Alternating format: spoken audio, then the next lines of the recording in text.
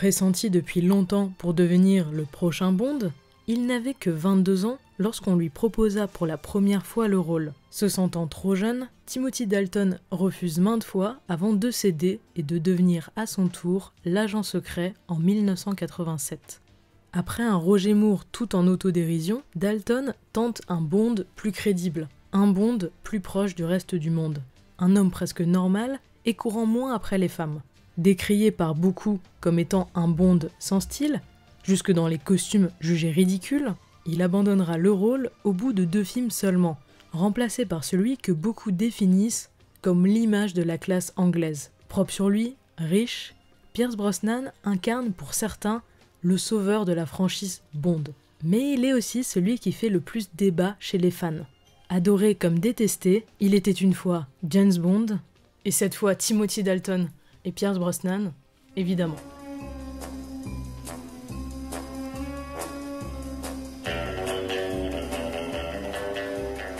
Nous sommes à la fin des années 80, Roger Moore a enfin délaissé le rôle parce qu'il était trop vieux, et donc il faut retrouver un nouveau Bond. Après un Roger Moore assez vieux, qui avait du mal à faire ses cascades, et qui finissait toujours par être doublé, ce qui se voyait et faisait un peu mal, la Bond Family se dit « Prenons un Bond jeune et viril, pour renforcer le lien avec les livres et retrouver notre public ». Ainsi, John Glenn, réalisateur d'Octopussy, de Dangereusement Vôtre, et j'en passe, Glenn donc pense à Sam Neill. Broccoli, le producteur, on rappelle, pense à Lambert Wilson. Mais un autre nom se fait sa place dans les esprits, et c'est celui de Pierce Brosnan, qui a 33 ans à l'époque. Toute l'équipe est ravie, le trouve parfait et il est embauché. Il doit signer son contrat au printemps 1986. Maybaum, notre scénariste favori, et son ami Wilson vont donc commencer à écrire un film sur lorsque Bond n'était pas encore Bond. Oui, en gros, ils veulent faire un Casino Royale. Le problème, c'est que Broccoli, le producteur, pense que le passé de Bond, ça n'intéresse personne. Donc finalement, le film se tournera plus vers un roman de Fleming écrit en 1962, The Living Daylight. Et là, catastrophe, Brosnan ne peut finalement pas être Bond, car il est sous contrat avec la NBC pour la série Les Enquêtes de Remington Steele, série qui d'ailleurs a fait connaître l'acteur. Après une saison 1, la NBC, voyant l'intérêt qu'on porte à l'acteur gallois, décide de le garder pour une saison 2 et ne le laisse pas partir. Donc l'équipe se retrouve sans acteur, avant qu'un jour, la femme de Broccoli propose un peu par hasard Timothy Dalton, et voilà, affaire convenue. Le Bond de Timothy Dalton est très proche de celui du roman au niveau du caractère. Au niveau du physique, de la classe, on est plus d'accord pour dire que c'est plus l'esprit de Roger Moore et de David Niven qui colle plus. Mais Timothy est motivé, même plus que Roger et Sean, et donc il va lire tous les romans de James Bond. Et ainsi pourra sortir en 1987 le fameux « Tuer n'est pas joué ». Toujours réalisé par John Glenn, toujours scénarisé par Wilson et Maybaum, toujours produit par Broccoli, on change pas une équipe qui gagne. Nous sommes encore durant la guerre froide, et ce Bond est le dernier grand Bond à présenter ce cas de figure. Lors d'un exercice à Gibraltar, un tueur s'en prend aux agents 00. Bond parvient à le tuer lors d'une course-poursuite. En fait, une opération mort aux espions aurait été déclenchée par le général Pushkin, qui tente de prendre le pouvoir, d'où les meurtres d'agents. Bond devra alors tuer ce général soviétique lors de son voyage à Tanger. Pour le petit cours d'histoire, il faut savoir que ce Bond se passe beaucoup en Afghanistan, parce que depuis 1979, l'URSS a instauré là-bas un régime communiste. Le seul souci, c'est que évidemment les États-Unis ont toujours voulu récupérer l'Afghanistan, et c'est de ça que parle ce Bond. Mais bon, le public commence à penser que la guerre froide c'est un peu redondant pour les James Bond.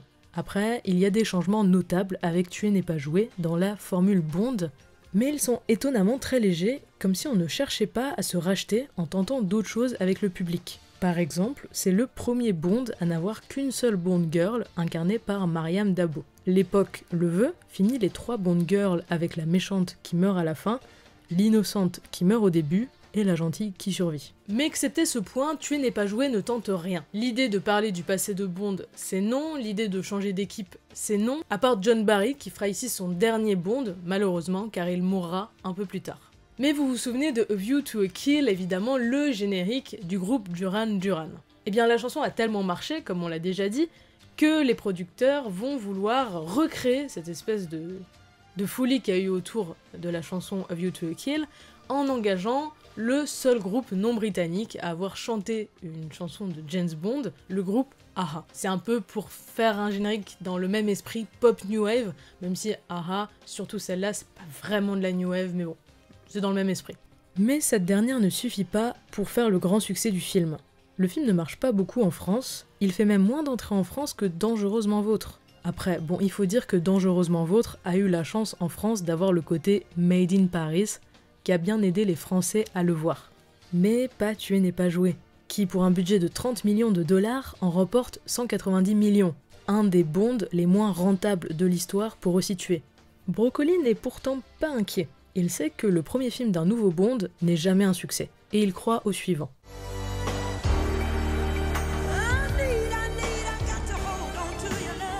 Donc, scénarisé par Maybaum et Wilson, produit par Broccoli, réalisé par John Glenn, Permis de tuer est un Bond qui ne parle pas de la guerre froide. Incroyable, n'est-il pas ? Dans ce Bond, c'est la vengeance qui prime, car Felix Leiter, oui le type de la CIA que personne n'a jamais remarqué mais qui est toujours là, car donc Leiter est assassiné après son mariage, dévoré par un requin, et sa femme est violée puis tuée. Donc Bond voudra venger son ami, mais M ne veut pas et lui confisque son permis de tuer. Oui, la guerre froide c'était peut-être un peu plus fun. Ce Bond est connu pour être l'un des plus sombres et froids, ce qui collera à l'image de Timothy. Le film est très violent car on tente de casser l'image humoristique que Roger Moore avait donnée à la saga, si bien que le film obtient une interdiction aux moins de 18 ans avant d'être censuré pour éviter un flop en salle à cause de cette interdiction. Le tournage s'effectue de mi-juillet à mi-novembre 1988. Au début, à cause du succès du Dernier Empereur de Bertolucci, l'équipe veut tourner en Chine, mais le projet capote. Ils se disent que de toute façon, vu le nombre de films qui sont en train d'être tournés en Chine pour les mêmes raisons, autant se démarquer et ils tourneront donc au Mexique. Le seul problème, c'est que le film est tourné au Mexique, et au Mexique, il fait très très chaud. Même si le film est un peu inspiré du roman Vivre et laisser mourir, eh bien c'est le premier Bond à ne pas être directement rattaché à un roman, ce qui deviendra assez courant par la suite. Sorti en 1989 avec un budget de 32 millions de dollars, le film n'en récolte que 156 millions. C'est encore moins que Tuer n'est pas joué, les restrictions au niveau de l'âge ont beaucoup baissé les recettes du film, mais bizarrement, ce film a eu beaucoup plus de succès en France que le précédent. On remarquera d'ailleurs que ce film marque le début de Benicio del Toro au cinéma, que la chanson est celle de Gladys Knight, qui n'a pas eu un très grand succès, comme le film, et donc il va falloir agir pour ne pas que la licence tombe pour de bon. Après un film qui ne changeait pas grand chose à l'époque Roger Moore, un qui allait peut-être un peu trop dans l'extrême inverse, ben c'est ainsi que Permis de tuer sera non seulement le dernier Timothy Dalton, mais aussi le dernier Bond de John Glenn, qui sera le réalisateur à avoir fait le plus de James Bond avec 5 films à son actif. Mais c'est aussi le vrai dernier Bond de Maybaum, le scénariste depuis le premier film, et aussi celui de Maurice Binder, celui qui a fait presque tous les designs des génériques avant ça. Une page se tourne pour laisser place à un nouvel ère.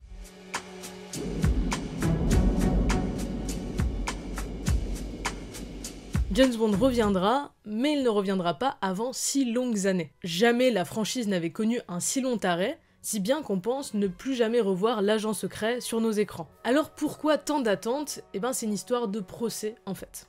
Pour essayer d'expliquer, la MGM, qui détient les droits de Bond, a été revendue à Quintex. Donc Eon Production va poursuivre en justice, sûrement pour des histoires de droits, on ne sait pas vraiment, la MGM et United Artists. C'est assez compliqué à expliquer, c'est une histoire de droit, on ne sait pas vraiment ce qui est vrai, ce qui est pas vrai, donc on va juste retenir que l'affaire va durer 10 ans, qu'elle sera toujours là à Golden Eyes, et à cause de ça, Timothy Dalton va en avoir marre, et en plus il en a déjà marre parce que le public lui fait beaucoup de critiques, et du coup il va abandonner la licence. Il faut donc trouver un nouveau Bond, et en plus de ça, notre scénariste favori, Maybaum, va mourir en 1991, ce qui va encore plus retarder la sortie de Golden Eyes.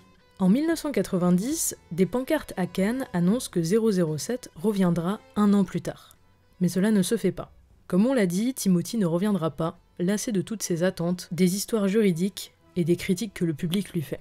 Alors que, en fait, il faut dire que Permis de tuer est assez bien vu des spectateurs, bizarrement. Mais bon bref, il faut retrouver un acteur au plus vite, et Pierce Brosnan est libre de tout contrat. Il a 42 ans et saute sur l'occasion. Et là, on va recréer une équipe complète pour ce film, pour ce renouveau. Le scénario qui avait été écrit pour Dalton est remanié et le scénario final n'est trouvé qu'en 1994. L'équipe connaît tellement de changements que l'un des seuls à être là depuis les Sean Connery, c'est l'acteur de Q. Alors qu'au film précédent, tout le monde était presque encore là. Donc ce retour de Bond marque vraiment un réel renouveau pour la licence, et à partir de là, ce seront le fils et la fille de Broccoli qui se chargeront de la production, car Broccoli meurt en 1996 très affaibli. GoldenEye sera le dernier Bond qu'il suivra. Ensuite, au niveau des acteurs, déjà pour l'anecdote, Alan Rickman devait avoir le rôle de Sean Ben, mais il refusa parce qu'il en avait marre de jouer les méchants. Ensuite, Samantha Bond sera la nouvelle Moneypenny. Et enfin, on trouve un remplaçant pour incarner M, le patron du MI6, dont la place était vacante depuis un moment maintenant.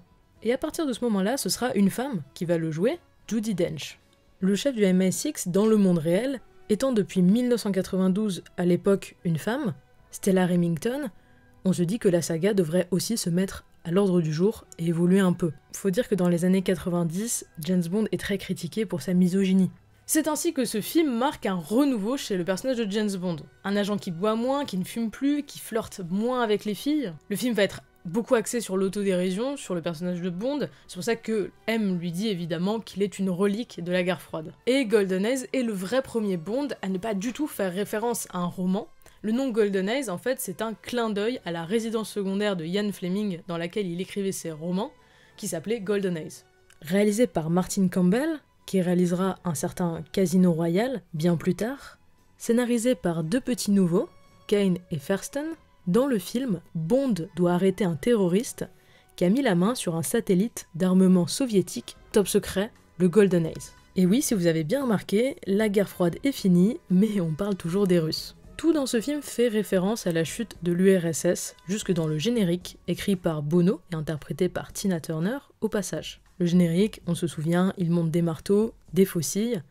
Il marque à quel point cette période est dure à oublier, même si elle est révolue. Le film revient constamment sur la guerre froide, et c'est pour ça que M qualifie Bond de relique de la guerre froide. Sorti fin 1994 avec un budget de 60 millions, on a mis le paquet, ouais, eh bien le film va remporter 350 millions, ce qui est un chiffre qu'on n'a pas vu depuis Moonraker. On peut le dire, GoldenEye est le Bond qui a sauvé Bond, quelque part. C'est vraiment celui qui va donner un coup de jeune à la saga, parce que toute l'équipe va être remaniée à partir de là, et pour laisser place à une nouvelle équipe, mais pas vraiment, parce que à partir de là, il va plus avoir quelque chose qu'on appelait la Bond Family. Chaque film, l'équipe sera différente. Et heureusement, quand on voit que c'est Eric Serra qui nous a fourni la musique de ce film. Bref, c'est plutôt la nouvelle recette James Bond qui va vraiment rester.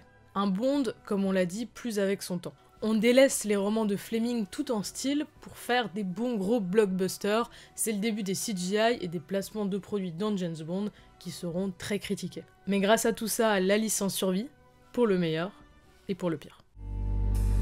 Darling, I'm killed. I'm in a puddle on the floor. Premier vrai Bond de l'après-Brocoli, on rappelle Campbell pour réaliser le prochain Bond, mais ce dernier refuse. On engage alors à la va-vite Roger Spottiswoode, et il faut trouver des scénaristes pour un film qui s'appelle à l'époque Demain ne ment jamais. Donc en anglais, Tomorrow Never Lies. Mais dans un essai d'affiche, une faute de frappe transforme le titre en Tomorrow Never Dies. Donc Demain ne meurt jamais. Et finalement, en fait, on se rend compte que c'est pas mal, et le titre fut gardé. Dans cet opus, Bond doit affronter Elliot Carver, un magnat de la presse librement inspiré du vrai Rupert Murdoch, lui aussi magnat des médias redouté. Carver veut déclencher une guerre entre la Chine et le Royaume-Uni, et donc 007 doit l'en empêcher. James Bond souhaite s'ouvrir avec ce film à un public asiatique, le film ayant été tourné en Thaïlande, se passant à Hong Kong, et la Bond girl étant Michelle Yeoh, une actrice malaisienne. Par contre, le méchant, vous le savez sûrement, il est incarné évidemment par Jonathan Pryce, Brésil, Game of Thrones, tout ça. Avec 110 millions de dollars de budget, on croule à nouveau sur le succès, on en remporte 346 millions, alors c'est moins que GoldenEye au départ, mais c'est pas mal. Néanmoins, les gens vont voir le film, car ils ont aimé le précédent, et avec celui-là, ces nombreuses réécritures du scénario, ces gros problèmes de tournage, ils se rendent compte que c'est pas terrible. Le film est jugé comme assez bancal. Puis aujourd'hui, ce film est jugé comme l'un des plus mauvais James Bond. parce qu'il va pas vraiment s'arranger avec le temps.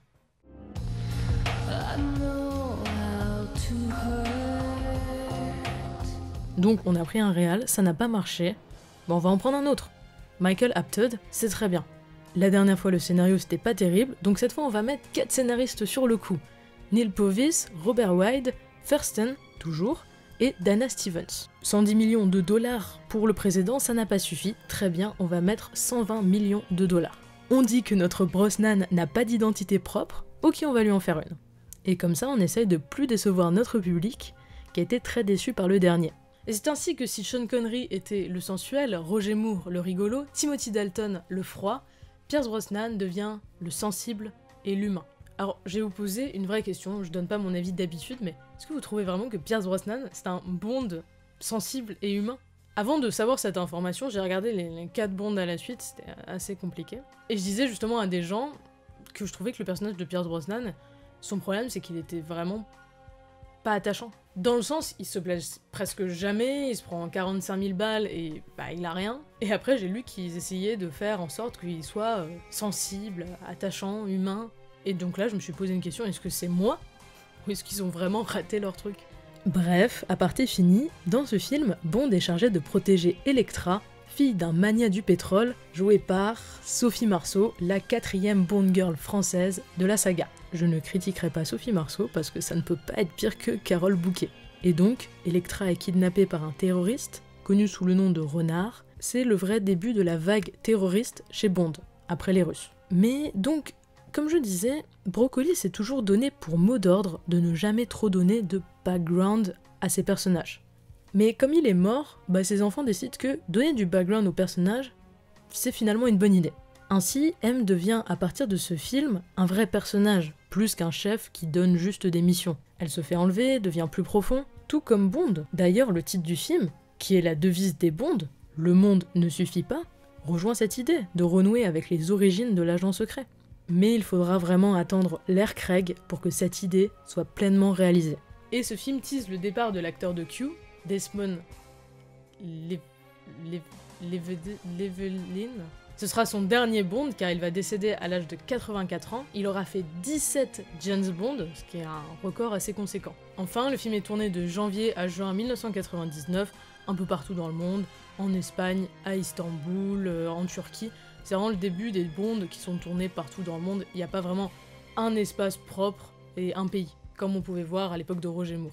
La chanson du générique c'est de Garbage, et le film remporte 352 millions de dollars, ce qui est plus que Golden Eyes. Le film est une agréable surprise pour les critiques, et il est aujourd'hui considéré comme, pour certains, le meilleur Pierce Brosnan. Je fais partie de ces gens. Mais du coup on va passer au dernier film, qui se bat plutôt la place du pire James Bond que celle du meilleur. Et son nom, évidemment, c'est Meurt un autre jour.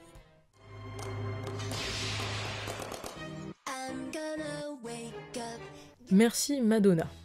Pour ce dernier Pierce Brosnan, car il arrive à la fin de son contrat, qui ne va pas se renouveler, on décide de miser gros. Celui d'avant n'avait pas bien marché. Ok, on repart sur les mêmes bases, sauf que, comme d'habitude depuis quelques films, le réalisateur, on le change. Donc cette fois c'est Lee Tamahori qui prend le relais, avec 2 scénaristes qui ont déjà travaillé sur le précédent Bond, Neil Purvis et Robert Wide. Le budget maintenant, 142 millions de dollars, encore plus que le précédent. Vive la CGI. Mais est-ce que vous savez dans le cinéma ce qui fait revenir les gens? Comment faire en sorte que les gens se disent que le film est bien, sans beaucoup faire d'efforts quand on a une franchise? Réponse simple, les clins d'œil. Mais bon, je suis mauvaise langue, c'est aussi parce que ça fait 40 ans que l'agent secret est sur nos écrans. Alors bon, cette fois, on a une bonne excuse. Ainsi, Meurt un autre jour est une espèce de Star Wars 7, pas terrible. Donc cette fois-ci, nous sommes à Cuba, en Corée du Nord. James Bond contre les communistes, nous sommes en 2002, 40 ans, une guerre froide passée, un renouvellement un jour. Oui bon, je suis un peu mauvaise langue, en vrai la Corée elle est pas importante que à cause du communisme. En fait à l'époque, la Corée du Nord fait peser une menace nucléaire, et en plus c'est un pays où s'exerce une petite dictature. Donc c'est un pays génial pour faire un Bond. Et vous vous rappelez quand j'ai dit que le Bond de Brosnan devait être celui qui était le plus sensible, le plus vulnérable, blablabla. Eh bien Brosnan a demandé au scénariste de faire encore plus ressortir cet aspect-là. Et du coup, dans le film, on a le droit à scène de torture, et puis scène de torture. C'est ce qu'on appelle la finesse à l'état Bond. Et enfin, le tournage s'effectue fin 2001, le film sortira en 2002. Et lors de la première à Londres, comme c'est les 40 ans de James Bond, depuis 1962, il y aura tout le monde, Sean Connery, Roger Moore, la reine d'Angleterre, et c'est assez beau, parce qu'aujourd'hui on pourrait plus faire ça. On dit que la reine d'Angleterre est immortelle, bah entre les trois, c'est la seule qui reste. Par contre, bon, le film il est vraiment très critiqué par ses CGI, par ses personnages secondaires qui sont vraiment pas terribles, mais ce Bond au départ a rapporté 425 millions de dollars, ce qui est une vraie réussite. Faut dire qu'on n'a pas été bête, on est vraiment allé sur l'aspect nostalgie, évidemment ça a marché. Si James Bond a connu ses heures de gloire avec Sean Connery, et a fait une longue descente vers le ridicule depuis, cela peut s'expliquer par plusieurs choses. Bond se cherche, Bond est le pilier d'une époque, des codes qui étaient parfaits, avec une équipe incroyable, mais qui vieillit petit à petit, et qui n'était plus en phase avec son temps. L'époque Brosnan et Dalton a plus été une transition qu'autre chose. La nouvelle équipe, si on peut dire ça, vu qu'elle n'est pas vraiment fixe, a, je pense, eu peur de trop tourner la page. Du coup, comme dit M, Bond est une relique de la guerre froide qui s'obstine à être toujours l'agent secret combattant le communisme. Mais bientôt, une vraie page va se tourner, car le changement drastique s'opérera avec Daniel Craig, et l'agent secret va enfin sortir de son fauteuil, dans lequel il est bien installé depuis 40 ans. Cela afin de proposer de nouvelles choses, avec enfin l'adaptation attendue depuis 40 ans de Casino Royale.